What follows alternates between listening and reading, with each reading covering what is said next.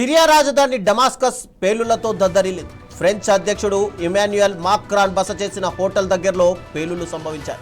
Macron Syria అధ్యక్షుడు అహ్మద్ అల్ షరాతో కీలక సమావేశం నిర్వహిస్తున్న టైంలోనే ఈ ఘటన చోటు చేసుకుంది.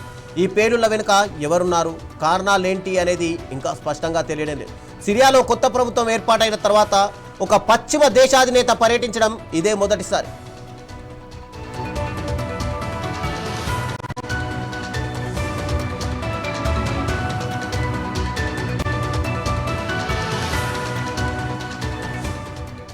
సిరియాలో 2024లో కొత్త ప్రభుత్వం ఏర్పడింది. 13 ఏళ్ల అంతర్యుద్ధం తర్వాత బషర్ అల్ అసద్ ప్రభుత్వాన్ని పడగొట్టారు. ఆ తర్వాత 2025 జనవరి 29న అహ్మద్ అల్ షరా సిరియా అధ్యక్షుడిగా బాధ్యతలు చేపట్టారు. మాక్రాన్ పర్యటన ఈ కొత్త ప్రభుత్వానికి చాలా ముఖ్యమైనది.